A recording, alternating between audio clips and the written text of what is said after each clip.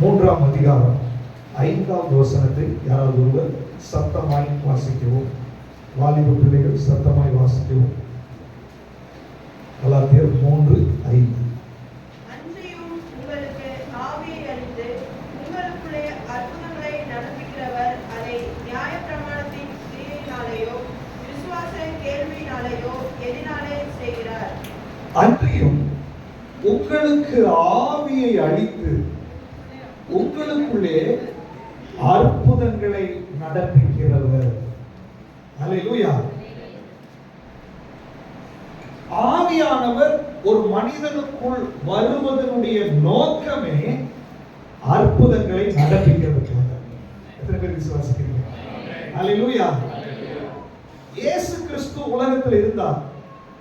அவர் ஊழியம் செய்யும்போது இயேசு எங்கெல்லாம் போனாரோ அங்கே அற்புதம் நடந்தது. எத்தனை பேர் விசுவாசிக்கிறீங்க? அற்புதம் நடந்தது. அற்புதம் என்றால் என்ன? என்னுடைய பலத்திற்கோ என்னுடைய ஞானத்திற்கோ என்னுடைய உயரத்திற்கோ தாண்டி அப்பாற்பட்டு நடக்கிற ஒரு காரியம் இல்லையா? நடக்கவே கூடாது நடக்கிற காரியம். நல்லதாக இல்லை, கெட்டதாக இல்லை, நன்மையாக. அப்போ அற்புதம் என்றால் மிராக்கிள். இதெல்லாம் வாய்ப்பே கிடையாது. இது ஒரு மிராக்கிளா இருக்குதுங்க இல்லையா? இயேசு பூமிக்கு வந்தது வாய்ப்பே கிடையாது. சமாதானத்துக்கு வாய்ப்பே கிடையாது. விடுதலைக்கு வாய்ப்பே கிடையாது. பாவ மன்னிப்புக்கு வாய்ப்பே கிடையாது. சுகத்துக்கு வாய்ப்பே கிடையாது. அப்படிப்பட்ட இடத்துல அற்புதங்களை வெளிப்படுத்தி இயேசு உலகத்துல ஊழியம் செய்தார். அல்லேலூயா. இயேசு பாருங்க எங்கெல்லாம் போனாரோ குருடன் இருந்தான். பிறவி குருடன். வாய்ப்பு ஏதாவது இருக்குதா? டாக்டர் மூலமா வாய்ப்பே கிடையாது. தாயின் வயிற்றில் இருந்தது முதலே சப்பானியா இருக்கிறவர்கள் 38 வருஷம் பிரச்சனை. இயேசு போகிறார் பாருங்க, வாய்ப்பே கிடையாது. இதெல்லாம் ஒருத்தன் மரித்து கிடக்கிறான். லாசரு மரிச்சு 4 நாள் ஆயிடுச்சு. இதெல்லாம் வாய்ப்பே கிடையாது. அந்த இடத்துல இயேசு போகும்போது அற்புதம் நடக்க ஆரம்பித்தது. அல்லேலூயா. இதுவரை நடக்காதது இயேசு வந்தோன்னா நடக்க ஆரம்பித்தது. இதுவரை நடக்காது என்று மனிதர்கள் தீர்மானித்தது இயேசு வந்தோன்னா நடக்க ஆரம்பித்தது. இயேசு வந்தோன்னா அற்புதமாய் மாற ஆரம்பித்தது. அந்த அற்புதம் சுகமாய் வெளிப்பட்டது. அந்த அற்புதம் இயற்கைக்கு அப்பாற்பட்ட வல்லமையாய் வெளிப்பட்டது. அந்த அற்புதம் பிசாசை துரத்துகிறதாய் வெளிப்பட்டது. 5 மீனை 5000 பேருக்கு போஷிச்ச போது அற்புதம் பெருக்கத்தின் ஆசீர்வாதமாய் வெளிப்பட்டது. அற்புதம் என்பது எல்லா எல்லைகளிலும் அது செயல்பட ஆரம்பித்தது. ஹல்லேலூயா. அப்படின்னு அர்த்தம் என்ன? இயேசு ஒரு இடத்துக்கு வந்தால் எல்லா இடத்திலும் அற்புதம் செய்ய அவரால் முடியும். எத்தனை பேர் இதை விசுவாசிக்கிறீங்க? நீங்க காலையில அந்த இயேசு உங்களுக்குள்ள வந்திருக்கிறார் என்று எத்தனை பேர் விசுவாசிக்கிறீங்க? இயேசு போன இடத்துல வியாதி சுகமாகினது உண்மை என்றால் உனக்குள்ள இருக்கிற வியாதியில அற்புதம் செய்ய ஆண்டவரால் முடியும். இயேசு போன இடத்துல தரித்திரம் சுகமானது உண்மை என்றால் உங்களுடைய தரித்திரத்தை மாற்றுவதற்கு ஆண்டவரால் முடியும். இயேசு போன இடத்துல மரித்தவன் உயிரோடு எழுந்தது உண்மை என்றால் உங்க வாழ்க்கையில மரித்து கிடக்கிற அனுபவங்களுக்குள்ள ஒரு பெரிய மாற்றத்தை கொண்டு வருவதற்கு இயேசுவால் முடியும். ஹல்லேலூயா. எத்தனை பேர் விசுவாசிக்கிறீங்க? வாய்களை திறந்து சொல்லுங்க, ஆண்டவரே எனக்குள்ள அற்புதம் செய்ய உங்களால் முடியும். சொல்லுங்க, அறிக்கை பண்ணுங்க, அறிக்கை பண்ணுங்க, அறிக்கை பண்ணுங்க. ஹல்லேலூயா. பாருங்க, இயேசு எல்லா இடத்துலயும் அவருடைய அற்புதத்தை காண்பித்தார். அப்படின்னா இன்னைக்கு உங்க வாழ்க்கையில் இருக்கிற பிரச்சனை இருக்குது பாருங்க, அந்த பிரச்சனையில் அவரால் அற்புதம் செய்ய முடியுமா? 2 பேர் தான் சொல்லுங்க, உறுதியா சொல்லுங்க, சத்தமா. ஆண்டவர் கேட்கிறார், இதை செய்ய எனக்கு வல்லமை உண்டு என்று நீ விசுவாசிக்கிறாயா? இன்னைக்கு எங்க 2-3 பேர் கூடினாலும் அங்கே நான் வருவேன் என்று சொன்னவர் அந்த இயேசு இந்த இடத்துல வந்திருக்கிறார். எத்தனை பேர் விசுவாசிக்கிறீங்க? அவர் சபையின் நடுவில் உலாவிக் கொண்டிருக்கிறார். எதற்கு உலாவுகிறார்? என் மகன் வருவான், என் மகள் வருவா, அவள் 1000 பிரச்சனையிலும் போராட்டத்தில் வருகிறாள். இன்னைக்கு ஏன் சமூகத்துக்கு வரதுனால அவளுக்கு நான் அற்புதம் செய்து அனுப்ப போறேன் என்று சொல்லி உங்களுக்காய் காத்து கொண்டிருக்கிறார் இயேசு. ஹல்லேலூயா. உனக்கு அற்புதம் செய்யும்படி இயேசு காத்து கொண்டிருக்கிறார். உனக்கு விடுதலை கொடுக்கும்படி இயேசு காத்து கொண்டிருக்கிறார். ஆனால் யார் விசுவாசிக்கிறீர்களோ அவர்கள் அல்லேலூயா. உலகம் கலக்கப்படும் போது யார் முந்தி உள்ளே வருகிறார்களோ அவர்களுக்கு அற்புதம். எத்தனை பேர் விசுவாசிக்கிறீங்க? அப்ப இதுல நம்ம எப்படி நம்ம வந்து முன்னாடி குதிக்க வேண்டிய அவசியம் இல்ல. நான் உட்கார்ந்த இடத்திலேயே அவருடைய வல்லமையை நான் பெற்றுக்கொள்ள முடியும். எப்படி பெற்றுக்கொள்ள முடியும்? ஆண்டவரே, நான் விசுவாசிக்கிற ஆண்டவரே, நீர் உலகத்தில் இருந்தபோது உம்முடைய வேலையே அற்புதம் செய்வதல்லவா, உம்முடைய வேலையே சுகம் கொடுக்கிறதல்லவா, உம்முடைய வேலையே விடுவிக்கிறதல்லவா. நான் நம்புகிற ஆண்டவரே, நீர் எனக்கு விடுதலை கொடுத்ததற்காய் நன்றி என்று சொல்லி நீங்க விசுவாசிக்கணும். எதற்கு விசுவாசிக்கிறீங்க? இன்னைக்கு ஆண்டவர் உங்களுக்கு அற்புதம் செய்ய போகிறார். இப்போ உங்க பிரச்சனை என்னன்னு ஒரு நிமிஷம் மைண்ட்ல நினைச்சுக்கோங்க. போன வாரம், போன மாசம், இப்போ உங்க பிரச்சனை என்ன நினைச்சிட்டீங்களா? நினைச்சாச்சா? அவ்வளவு பிரச்சனையா? நினைச்சாச்சா? இப்ப அந்த பிரச்சனையுமா, அந்த பிரச்சனையில அற்புதம் செய்யறது ஆண்டவரால முடியுமா? இப்போ வாய் திறந்து சொல்லுங்க, ஆண்டவரே, இந்த பிரச்சனையில அற்புதம் செய்ய உங்களால முடியும். என் பிரச்சனையை விட நீ பெரியவர் ஆண்டவரே, என் பிரச்சனையை விட நீ பெரியவர் ஆண்டவரே, என்னுடைய வியாதியை விட நீ பெரியவர் ஆண்டவரே, என்னுடைய நெருக்கத்தை விட நீ பெரியவர். சொல்லுங்க, வாய்களை திறந்து சொல்லுங்க. எனக்கு ஆவியானவர் உங்களுக்கு விடுதலை கொடுத்து கொண்டிருக்கிறார்.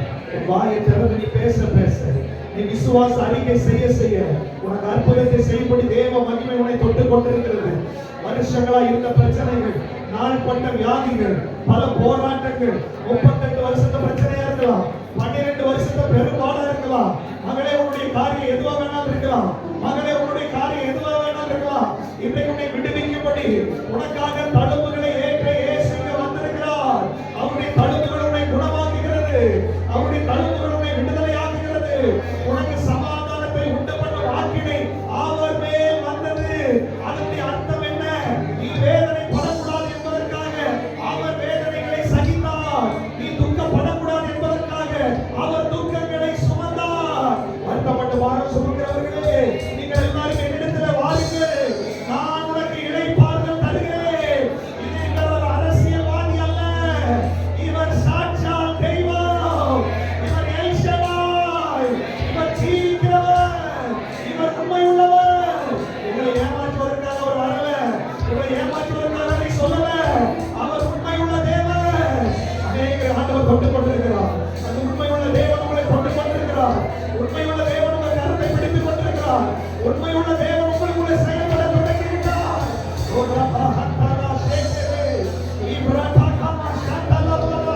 உனக்கு விடுதலை உண்டாக்கும்படி உனக்கான ஜீவனையே கொடுத்திருக்கிறார்.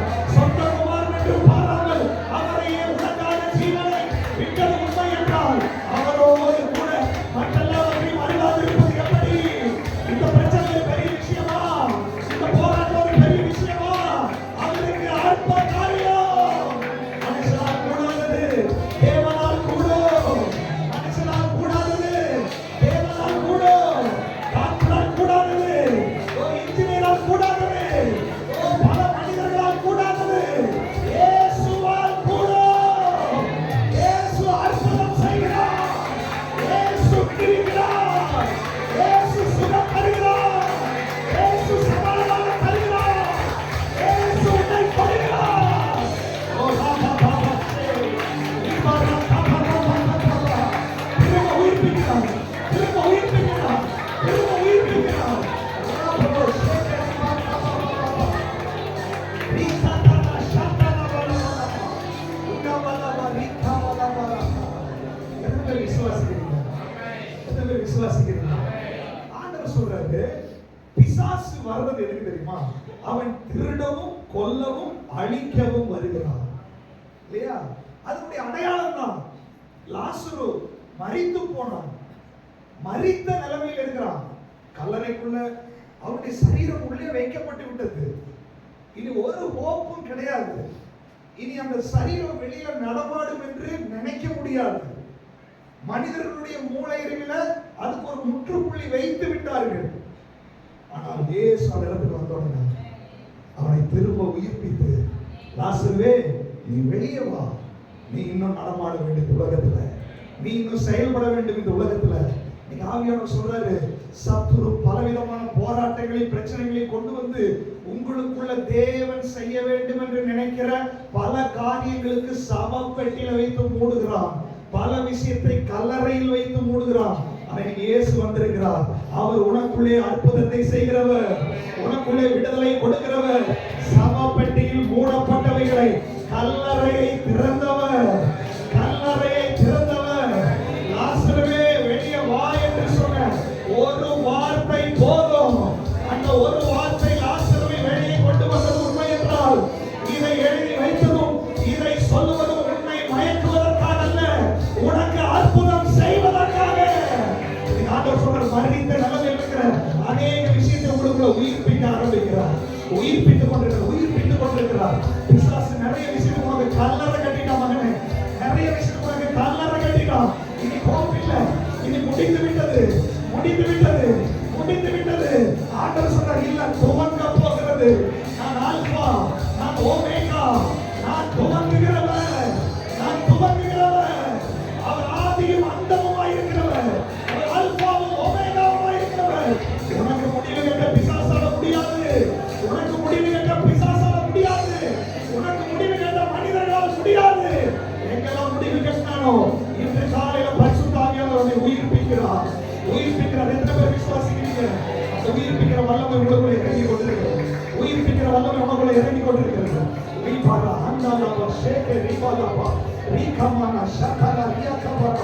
இயேசுவின் நாமத்தில் உயிர்ப்பிக்கப்படுவதாக.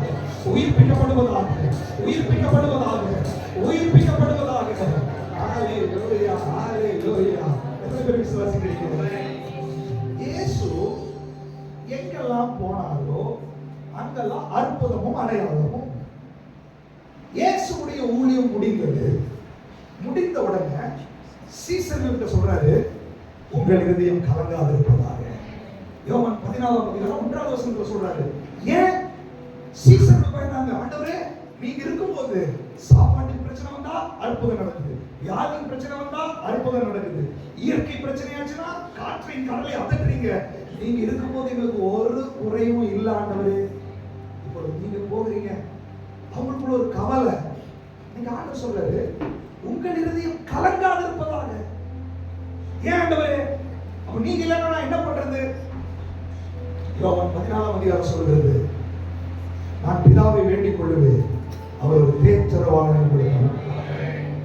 நான் பிதாவை வேண்டிக் கொள்ளுவேன். அதனுடைய அர்த்தம் என்ன?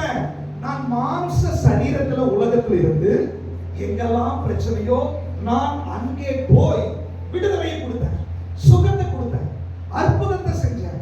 ஆனால் நான் இனியும் அட்வான்ஸா செயல்பட போறேன். அர்த்தம் என்ன? நான் பரலோகத்துக்கு போகிறேன். நான் இருந்தால் என்ன நடந்துச்சோ, நான் எதை செய்தேனோ, எனக்குள்ள எந்த ஆவியானவர் அதை நடப்பித்தாரோ அந்த ஆவியானவர் உங்களுடனே உங்களுக்குள்ளே இருப்பார். அதான் கலாத்தியர்ல சொல்றாரு, அன்றியும் உங்களுக்கு ஆவியை அளித்து உங்களுக்குள்ளே அற்புதங்களை நடப்பிக்கிறவர். ஹல்லேலூயா. இந்த ஆவியானவர் தான் இயேசு சொல்றாரு, இவர் பேர் தேற்றரவாளன், ஹெல்பர். அதனுடைய அர்த்தம் என்ன? நீ கலங்கி நிற்கும் போது இந்த ஆவியானவர் ஏதோ வெளியில இருந்து, லாசருடைய சகோதரிகள் இயேசுவை வர சொல்லுங்கள், அவர் எங்கே போனார் என்று தெரியவில்லை, என்னுடைய சகோதரன் வியாதியா இருக்கிறான், அப்படி ஒரு கவலை உங்களுக்கு கிடையாது. வேதம் சொல்லுகிறது, இந்த ஆவியானவர் உங்களுடனே உங்களுக்குள்ளே இருப்பார். ஹல்லேலூயா. நீ எப்பொழுது கலங்குகிறாயோ, எப்பொழுது வேதனைப்படுகிறாயோ, அடுத்த நிமிஷமே உன்னை தேற்றும்படி ஒரு தேற்றரவாளன் உங்களுக்குள் இருக்கிறார். அவர் அற்புதமாய் உங்களை தேற்றுவார், உங்களை தைரியப்படுத்துவார். ஆண்டவர் சொல்றார், உங்கள் இதயம் கலங்க வேண்டாம். நீங்க தேவனிடத்தில் விசுவாசமா இருங்க, என்னிடத்தில் விசுவாசமா இருங்க. இப்படி ஒரு தேற்றரவாளன் வருவார். அவர் வந்து வாசிக்கலாம், யோவான் 14 16, 17, 18. நான் பிதாவை வேண்டிக் கொள்ளுவேன், அப்பொழுது எவ்வளவு நாள் நம்ம கூட இருக்க போறாரு? என்றைக்கும். சத்திய ஆவியாகிய வேறொரு தேற்றரவாளனை அவர் உங்களுக்கு தந்தருவார்.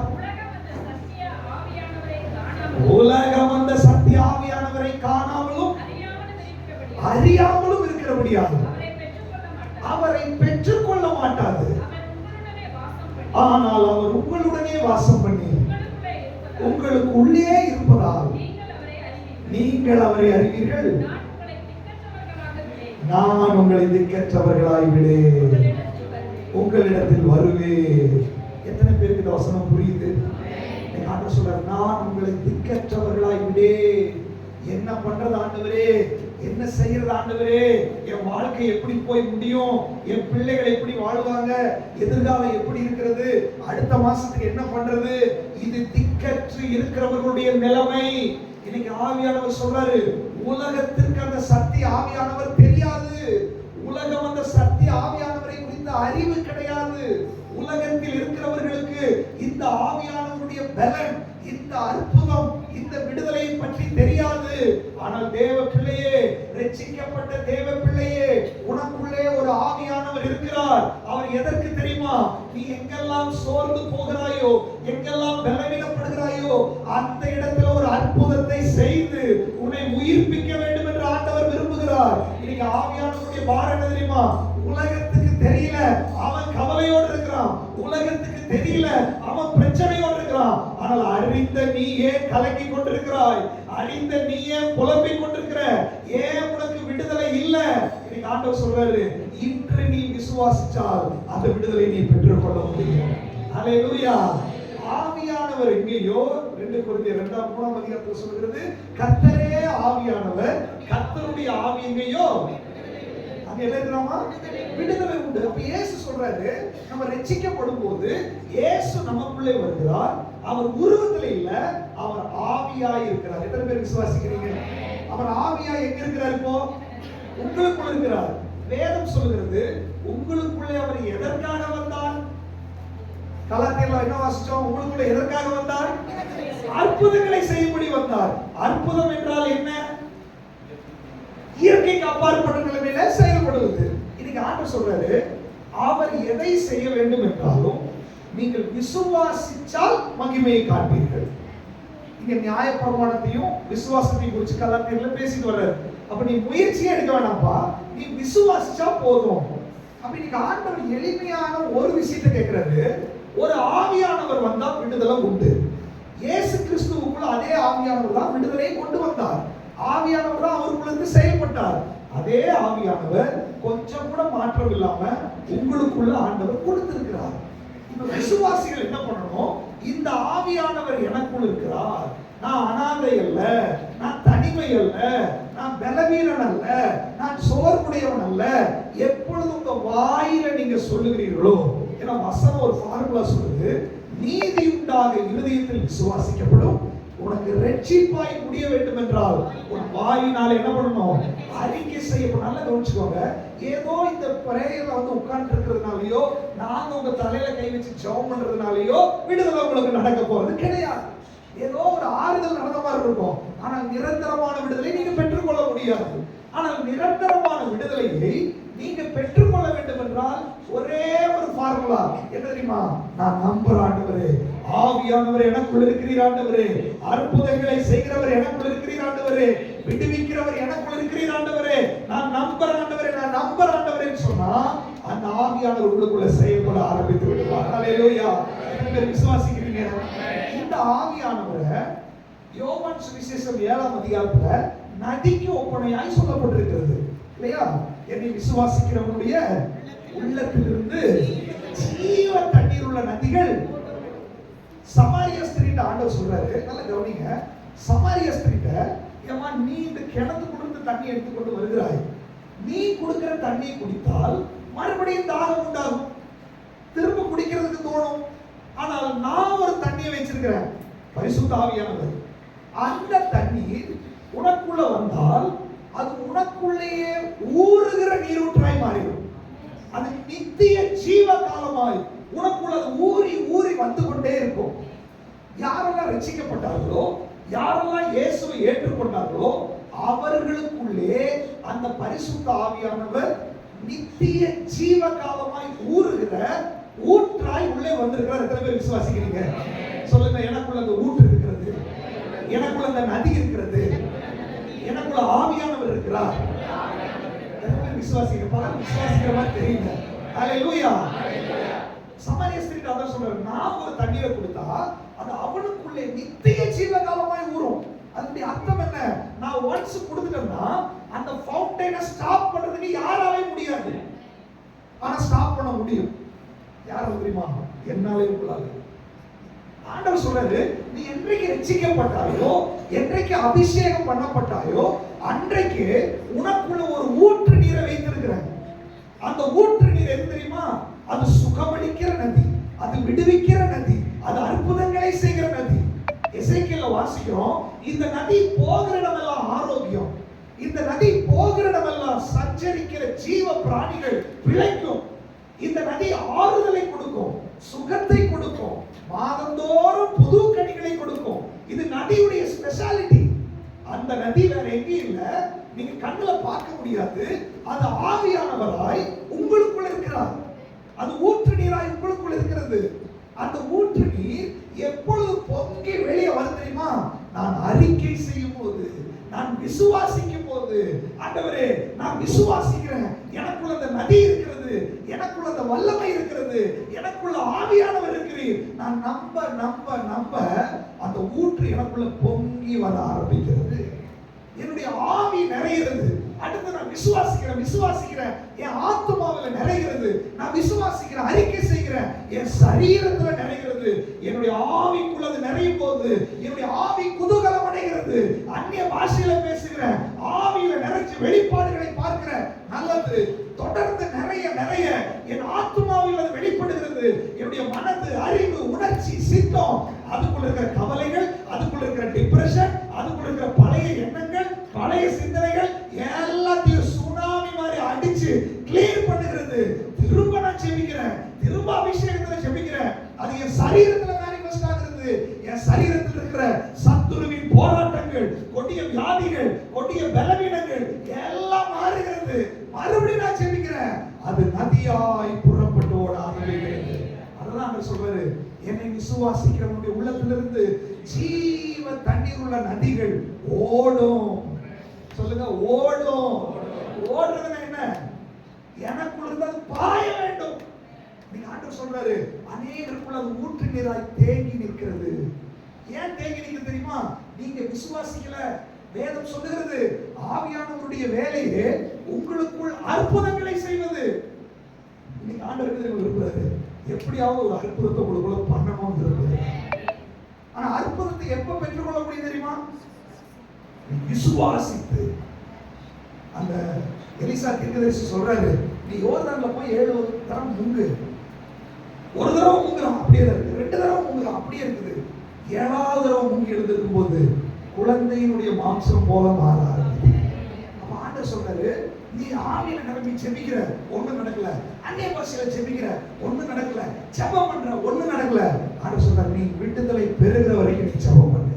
நீ தொடர்ந்து துதி செய், தொடர்ந்து ஆராதி, தொடர்ந்து அந்நிய பாஷையில ஜெபம் பண்ணு, தொடர்ந்து நீ முங்கி முங்கி முங்கி எழும்ப ஆரம்பி. எங்க தெரியுமா ஆண்டவர் வச்சிருக்கிறாரு? குழந்தையின் மாம்சமாய் மாறுகிற வரைக்கும், நீ விடுதலையை பெறுகிற வரைக்கும், அற்புதம் நடக்கிற வரைக்கும். நீங்க ஆண்டவர் சொல்றாரு, அநேகர் ஜெபம் பண்றீங்க, அநேகருடைய ஆவிக்குள்ளேயே எல்லாம் நடக்குது. அது ஆத்மாவுக்குள்ள வரல, அது சரீரத்துல மேனிஃபெஸ்ட் ஆகல, அது விடுதலையாய் வரல, உனக்குள்ள அற்புதம் நடக்கல. அற்புதத்தினுடைய தொடக்கத்திலேயே ஆஃப் பண்றீங்க. ஆவியானவரை ஆஃப் பண்ணுவதற்கு உங்களையும் என்னை தவிர வேற யாராலையும் முடியாது. பிசாசால் ஆவியானவரை தடுக்க முடியாது. இன்னைக்கு ஆண்டவர் சொல்றாரு, உன்னுடைய விடுதலைக்கு தடை பிசாசு அல்ல, உன்னுடைய சுகத்துக்கு தடை பிசாசு அல்ல, உன் வீட்டில் அற்புதம் நடக்காததற்கு தடை பிசாசு அல்ல. உனக்குள்ள அற்புதங்களை செய்யும்படி ஒருவர் வந்திருக்கிறார் அல்லவா? அவரை அற்புதம் செய்ய விடாதது உன்னுடைய குறை. இன்னைக்கு யாரெல்லாம் அவரை அற்புதம் செய்ய விட போறீங்க? அவர் அற்புதங்களை செய்ய போகிறார், அற்புதங்களை செய்ய போகிறார். எல்லாரும் வாயிலை திறந்து அறிக்கை பண்ணலாமா? ஆண்டவரே, நீங்க எனக்குள்ள அற்புதங்களை செய்ய வந்ததற்காக ஸ்தோத்திரம். ஆவியானவரே, நான் உங்களை தடுக்க மாட்டாண்டவரே. சொல்லுங்க, ஆவியானவரே, நான் உங்களை தடுக்க மாட்டாண்டவரே. ஆவியானவரே, உங்களை நான் தடுக்க மாட்டாண்டவரே. ஹalleluya, ஹalleluya, ஹalleluya. கானாவூர் கல்யாணத்துல இயேசு போனாரு. கானாவூர் கல்யாணம் தான் முதல் அற்புதம். அங்க என்ன நடந்துச்சு தெரியுமா? தண்ணீர் திராட்சரசமாய் மாறிச்சு. இவர் அந்த கல்யாண வீட்டுக்கு போயிருக்கிறாரு. போன உடனே அற்புதம் நடந்துச்சா? இல்ல. இவர் போன உடனே கல்யாண வீடு பயங்கர சந்தோஷமா பந்தி ஓடிட்டு இருக்கு. போட்டோ எடுக்கிறாங்க, ட்ரெஸ் பார்க்கறாங்க. அவரை மதிக்கவே இல்லை. நீங்க ஆண்டவர் சொல்றாரு, நீங்க ரட்சிக்கப்பட்டிருக்கலாம், உங்களுக்குள்ள இயேசு வந்திருக்கிறாரு, பட் கல்யாண பிஸியில் இருக்கிறீங்க. எல்லாரும் ட்ரெஸ் பார்க்கறீங்க, மேக்கப் போடுறீங்க, வேலைக்கு போறீங்க, பிஸி பிஸி பிஸி. பிரேயருக்கு நேரம் இல்ல, அற்புதத்தை யோசிக்கிறதுக்கு நேரம் இல்ல, வேலை வேலை வேலை, குடும்பம் குடும்பம், ஓய்வே கிடையாது, ஆண்டவருக்கு கொடுக்கிறதுக்கு நேரம் இல்ல. காணா ஒரு கல்யாணத்துல இவர் ஒரு ஓரமாய் நின்று கொண்டிருக்கிறார். இன்னைக்கு ஆண்டவர் சொல்றாரு, உனக்குள்ளே அற்புதங்களை செய்ய வந்தவர், உனக்குள்ளே விடுதலையை கொடுக்க வந்தவர் ஒரு ஓரமாய் நின்று கொண்டிருக்கிறார். நீங்க பிஸியாக இருந்து கொண்டிருக்கிறீர்கள். ஆண்டவர் என்ன பண்றாரு தெரியுமா? அவர் வெயிட் பண்ணுகிறார். எனக்கு ஒரு நேரம் வரும், எனக்கு கிரியை செய்யறதுக்கு ஒரு நேரம் வரும். வெயிட் பண்ற பல நேரங்களில் பாருங்க, திடீரென்ற ஒரு குறைவு வருகிறது, திடீரென்ற ஒரு பிரச்சனை வருகிறது. உடனே கல்யாண வீட்டுக்காரன் பதறான். ஐயோ என்ன பண்றது, விஐபி எல்லாம் வந்திருக்காங்களே, அவமானம் வந்துருமே. நிறைய நேரத்தில் பாருங்க, நமக்கு ஒரு பிரச்சனை வரும்போது ஆண்டவர் தேவைப்படுகிறார், நமக்கு ஒரு நெருக்கம் வரும்போது ஆண்டவர் தேவைப்படுகிறார். ஆனால் ஆண்டவர், ஏப்பா நான் வந்து எவ்வளவு நேரம் ஆச்சு, நீ கல்யாணத்துல போட்டோ எடுக்கிறதுலையும், நீ பொண்ணு மாப்பிள்ளைக்கு பின்னாடி போறதுலையும் நீ பிஸியாவே இல்லையே, என்னால செய்ய முடியாது என்று சொல்லுகிற தேவன் அல்ல. எப்பொழுது நீ அவரை அப்ரோச் பண்றியோ அப்பொழுதே கிரியை செய்கிற தேவனாக இருக்கிறார். இன்னைக்கு ஆண்டவர் சொல்றார், நீங்க ரட்சிக்கப்பட்ட நாளிலிருந்து கல்யாண வீட்டுக்காரன் பிஸியா இருந்த மாதிரி பல காரியத்துல நீங்க பிஸியா இருந்திருக்கலாம். பட் இன்னைக்கு ஆண்டவர் சொல்றாரு, இன்றும் நான் கல்யாண வீட்டுல நின்று கொண்டிருக்கிறேன், இன்றும் நான் உனக்குள்ளே நின்று கொண்டிருக்கிறேன். எதற்கு அவர் வந்தார்? அவர் வந்ததே அற்புதம் செய்வதற்காக, அவர் வந்ததே குறைவுகளை நிறைவாக்குவதற்காக, அவர் வந்ததே தண்ணீரை திராட்சரசமாய் மாற்றுவதற்காக. இன்னைக்கு ஆவியானவர் சொல்றாரு, அநேக குடும்பத்துல இயேசு வெயிட் பண்ணி கொண்டிருக்கிறார், அநேக குடும்பத்துல இயேசு கார்னர்ல நின்று கொண்டிருக்கிறார், அநேக குடும்பத்துல இயேசு எப்பொழுது என்னை தேடி வருவார்கள், எப்பொழுது நான் செயல்பட முடியும் என்று சொல்லி வாஞ்சையோடு காத்து கொண்டிருக்கிறார். இன்னைக்கு ஆண்டவருக்கு ஒப்பு கொடுங்க. ஆண்டவரே, நாங்க குடும்பத்துல ரொம்ப பிஸி ஆயிட்டோம், ஆண்டவரே குடும்பத்துல வேலை வேலை ஓடிட்டோம், குடும்பத்துல நிறைய காரியத்துல நாங்க பிஸி ஆயிட்டோம்ப்பா, எங்க குடும்பத்துக்குள்ள நின்று கொண்டிருக்கிற உண்மை நான் கண்டுக்கவே இல்லப்பா. நான் உங்களை கண்டுக்காததுனால குறைவென்ற பிசாசு வீட்டுக்குள்ள வந்து விட்டது, வியாதி என்ற பிசாசு வீட்டுக்குள்ள வந்து விட்டது, பிரிவினை என்ற பிசாசு வீட்டுக்குள்ள வந்து விட்டது, அவமானம் என்ற பிசாசு வீட்டுக்குள்ள வந்து விட்டது, கடன் பாரம் என்ற பிசாசு வீட்டுக்குள்ள வந்து விட்டது. எங்க கேப் இருக்கிறதோ அங்கே நுழைவதற்கு சத்துரு ஆயத்தமாய் இருக்கிறான். ஆனாலும் இன்னைக்கு ஆண்டவர் ஒரு நற்செய்தியை சொல்லுகிறார், மகனே மகளே, சத்துரு எவ்வளவு உன்னை வேதனைப்படுத்தினாலும், எவ்வளவு வாழ்க்கையை அழித்து போட்டிருந்தாலும், எவ்வளவு குறைவுகளை அனுமதித்திருந்தாலும், கானாவூர் கல்யாணத்துல அற்புதம் செய்யும் வரை வெயிட் பண்ணி கொண்டிருந்த ஆண்டவர் உன் வாழ்க்கையில ஒரு அற்புதத்தை செய்யாமல் அவர் கிளம்ப மாட்டார். உன் வாழ்க்கையில அற்புதத்தை செய்ய வேண்டும் என்று வைராக்கிய வாஞ்சியாய் நின்று கொண்டிருக்கிறார். ஆவியானவர் வைராக்கிய வாஞ்சியாய் இருக்கிறார். என் மகனுக்கு ஒரு அற்புதம் செய்யணும், என் மகனுடைய குடும்பத்துல விடுதலை கொடுக்கணும், இவங்க வாழ்க்கையை மாற்ற வேண்டும் என்று ஆவியானவர் ஆயத்தமாய் இருக்கிறார். எத்தனை பேர் ஆவியானவரை புரிந்து கொண்டிருக்கிறீங்க? சொல்லுங்க, ஆவியானவரே. ஆவியாய் நீங்க எத்தனை முறை வெயிட் பண்ணிட்டு இருந்தீங்க? ஆவியாய் எத்தனை முறை எனக்காக காத்து கொண்டிருந்தீங்க? என்னை மன்னியும் ஆண்டவரே, இன்றைக்கு நீ அற்புதத்தை செய்ய தொடங்குவீராக, இன்றைக்கு நீ விடுதலை கொடுக்க தொடங்குவீராக, இன்றைக்கு உடைய வல்லமையை வெளிப்படுத்துவீராக. ஆண்டவருக்கு நீங்க கூப்பிட கூப்பிட அவருடைய வல்லமை நீங்க வெளிப்பட போகிறது. ஹல்லேலூயா. எத்தனை பேர் விசுவாசிக்கிறீங்க? ஆனா ஒரு கல்யாணத்துல எல்லாரும் பயங்கர பிஸி. அன்னைக்கு இயேசு என்ற உருவத்தில் அவர் நின்று கொண்டிருந்தார்.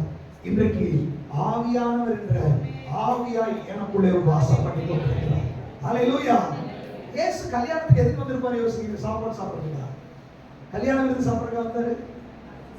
நான் இயேசு உங்களுக்குள்ள எதுக்கு வந்தாரு? உங்களுடைய நன்மையை சாப்பிடுறதுக்காகவா? நீங்க கொடுக்குற துதியில மகிழ்வதற்காகவா? நீங்க கொடுக்குற காணிக்கைகளை இன்பப்படுறதுக்காகவா? இல்லை. அவர் வந்த ஒரே நோக்கம் உனக்கு அற்புதத்தை செய்ய. ஆவியானவர் உங்களுக்குள்ள எதுக்கு இருக்கிறார் தெரியுமா? இயேசு சொல்றாரு, நான் ஒரு தேற்றரவாளனை உனக்கு அனுப்புறேன். அவர் வந்து உங்களை தேற்றுவார், உங்களுக்கு ஹெல்ப் பண்ணுவார், உங்களை சத்தியத்தில் நடத்துவார், உங்களை விடுவிப்பார். அவர் ஒரு நாளும் உங்களை திக்கற்றவர்களாய் விட மாட்டார். நீங்க கொஞ்சம் யோசிச்சு பாருங்க, உண்மையிலேயே நம்ம நிலைமையில நம்ம ஏதோ திக்கற்றவர்கள் மாதிரி இருக்கிறோம். யாரும் நமக்கு துணை இல்லாத மாதிரி இருக்கிறோம், யாரும் நமக்கு ஹெல்ப் பண்ணாத மாதிரி இருக்கிறோம். இந்த மனநிலை உங்களுக்கு கொடுத்ததே பிசாசு. இயேசு கல்யாண வீட்டுல நிக்கிறாரு, அற்புதங்களை செய்கிறவர் நிக்கிறாரு. கல்யாண வீட்டுக்காரன் பதறான். ஏன் உனக்கு பதட்டம் வருது? ஏன் உனக்கு கலக்கம் வருது? ஆண்டவர் சொல்றாரு, உங்கள் இதயம் கலங்காது இருப்பதாக. எதை பார்த்து நீ பயப்படுற? பிசாசை பார்த்து பயப்படுறியா? வியாதியை பார்த்து பயப்படுறியா? மரணத்தை பார்த்து பயப்படுறியா? எதிரியை பார்த்து பயப்படுறியா? ஏன் உனக்கு பயம் வருது? திரும்பவும் பயப்படுகிறதுக்கு நீங்கள் அடிமைத்தனத்தின் ஆவியை பெறாமல் அப்பா பிதாவே என்று கூப்பிடுகிறதுக்கான புத்திர சுயகாரத்தின் ஆவியை கர்த்தர் உங்களுக்கு கொடுத்திருக்கிறார். அந்த ஆவி உங்களுக்குள்ள வந்தது புத்திரனுடைய அதிகாரத்தில் நின்று பேசுவதற்காக. ஆனால் அநேக தேவ பிள்ளைகள் பயந்து கொண்டிருக்கிறோம், கலங்கி கொண்டிருக்கிறோம். என்ன செய்யறது தெரியல. ஏசு அங்க மூலையில நிக்கிறாரு, கல்யாண வீட்டுக்காரன் பதறுகிறான். என்ன பண்றதுன்னு தெரியல, என்ன பண்றதுன்னு தெரியல. அப்படி யாரும் போய் சொல்லிருப்பாங்க, அற்புதங்களை செய்கிறவர் இங்க வந்திருக்கிறார், அதிசயங்களை செய்கிறவர் இங்க வந்திருக்கிறார். அப்ப அவன் சொல்றான், அவன் வந்து கேட்கல, அவன் ஏஜென்ட் மூலமா அனுப்புறான். அவன் சொல்றாரு, ஏன் டைம் வரல, போ, என்னுடைய வேலை இன்னும் வரல. நீங்க ஆண்டு சொல்றாரு, நீ ஏஜென்ட் கிட்ட போக வேண்டாம், நீ டைரக்டா கூப்பிடலாம். அப்பா அப்படின்னாரு. நீ யார் மூலமாவும் இயேசு கிட்ட போக வேண்டிய அவசியம் இல்லை. தைரியமாய் கிருபாசன பெண்ணில் வருவதற்கு உங்களுக்கு அதிகாரத்தை கொடுத்திருக்கிறார். உன் பிரச்சனை எதுவா வேணாலும் இருக்கலாம், உங்க சூழ்நிலை எதுவா வேணாலும் இருக்கலாம். நீ இயேசு உங்களுக்கு அற்புதத்தை செய்ய வேண்டும் என்று விரும்புகிறார். கல்யாண வீட்டுக்காரனுடைய மணல்ல யோசிச்சு பாருங்க, ஒரு 10 வீட்டுல தண்ணீர் திராட்சரசமா மாறி இயேசு செஞ்சு அவர் இந்த வீட்டுக்கு வந்திருந்தாருன்னா குறைஞ்ச உடனே இயேசு கிட்ட போயிருப்பான். ஆனா நடக்கவே இல்லை. ஃபர்ஸ்ட் அற்புதம் தான். சோ கல்யாண வீட்டுல இல்ல, பதட்டம் வந்துச்சு. ஒரு நார்மலா ஒரு மனுஷன் அவன் என்ன நினைச்சிருப்பான், சீக்கிரம் திராட்சை பழம் எங்க இருக்குது, எடு, தண்ணி எடு, சர்க்கரை எடு. சுய முயற்சி.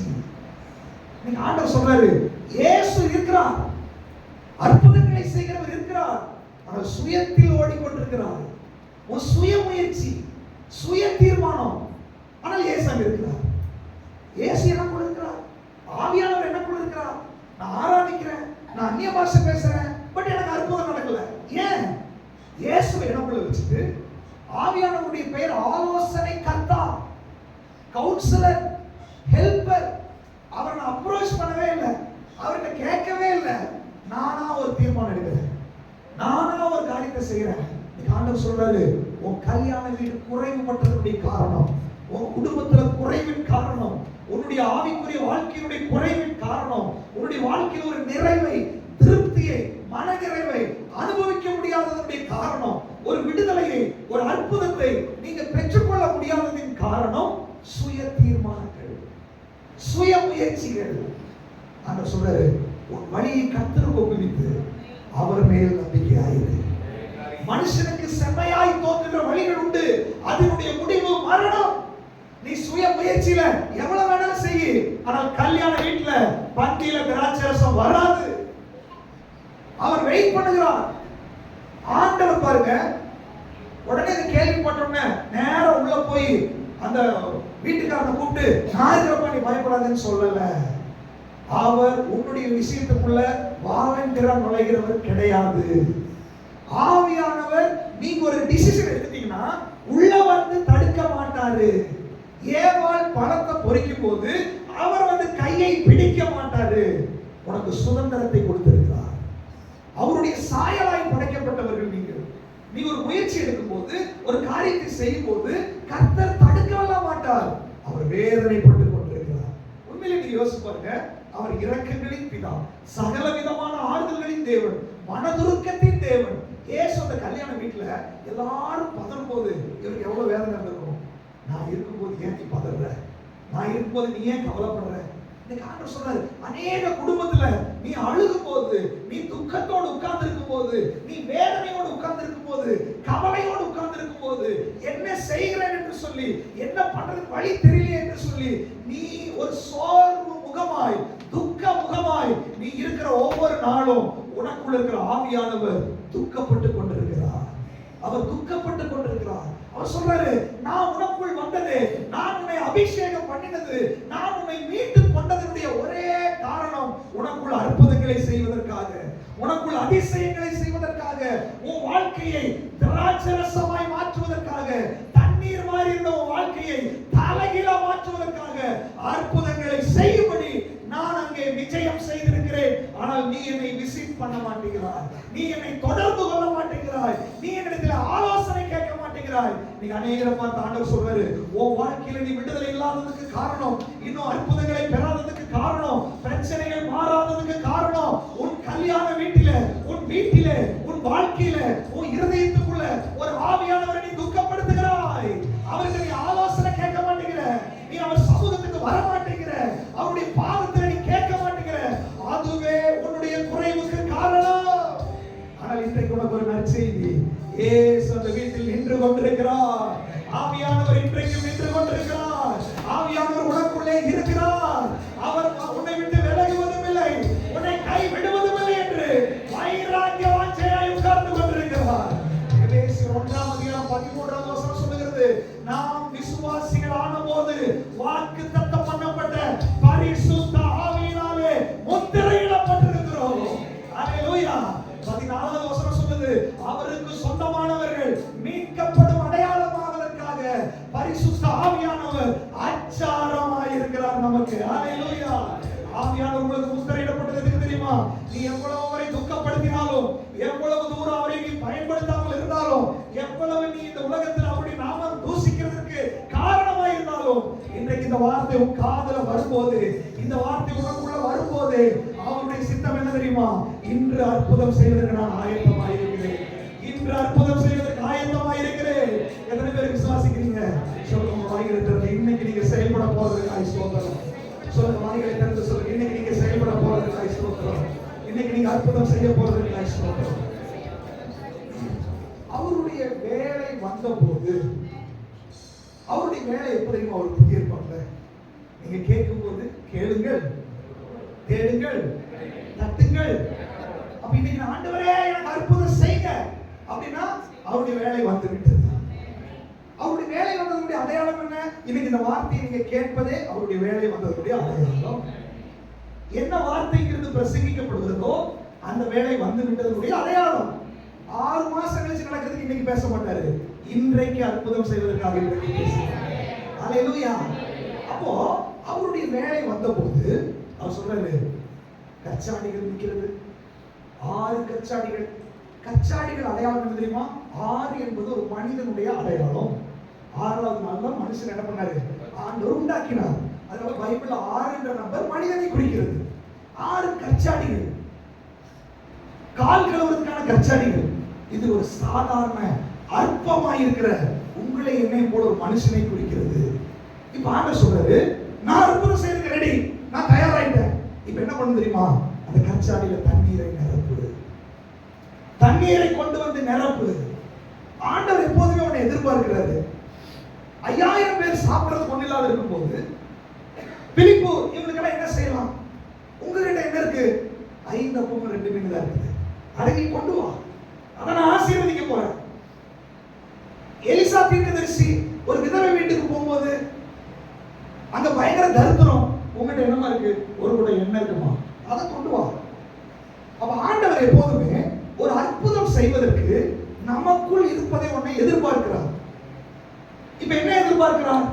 இது 6 கச்சாடிலையும் தண்ணீரை நிரப்பு, ஃபில் பண்ணு. தண்ணீர் என்றால் என்ன? பரிசுத்த ஆவியானவர்.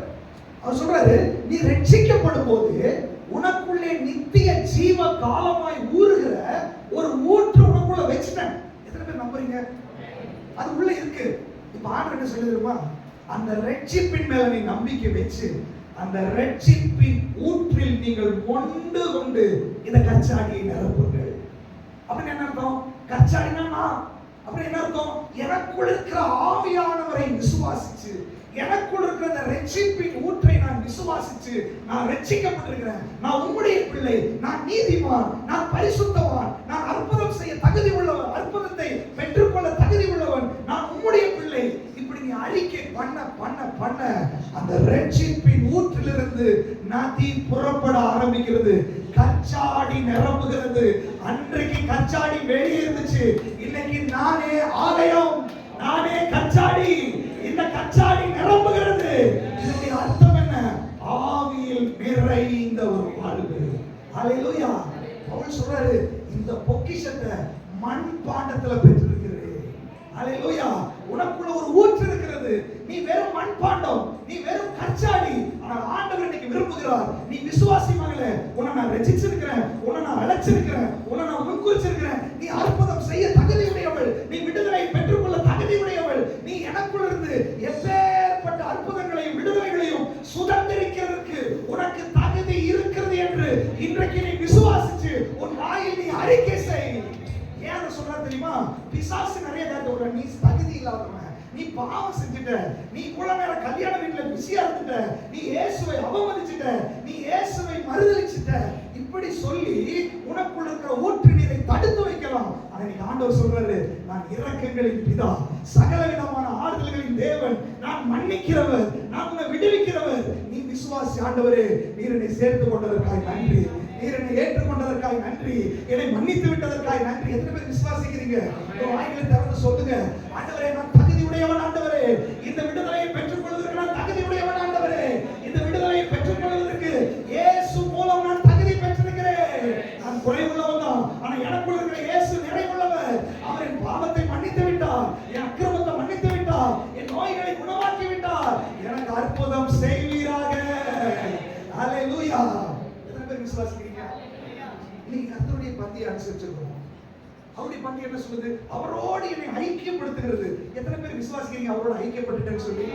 நீங்கள் ஐக்கியப்பட்டது உண்மைனா தைரியமா இன்னைக்கு பேசுங்க. ஆண்டவரே, நான் உங்களுடைய பிள்ளை. ஆண்டவரே, நான் குறைவு இருக்கலாம், 1000 குறை இருக்கலாம், ஆனால் உங்களுடைய ரத்தம் என்னை கழுவி சுத்திகரித்து விட்டது.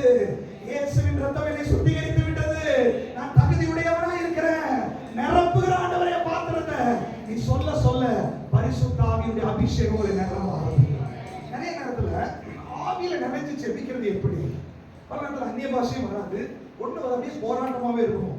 நான் சொல்றேன், கர்த்தர் உங்களுக்கு செஞ்ச அற்புதத்தை, கர்த்தர் உங்களை விடுவித்ததை, கர்த்தருக்குள் நீங்கள் இருப்பதை விசுவாசிச்சு உங்க வாயில அறிக்கை பண்ணாலே நீங்க ஆவியில நிறைய ஆரம்பிப்பீர்கள். இதற்கு விசுவாசிக்கிறீங்க?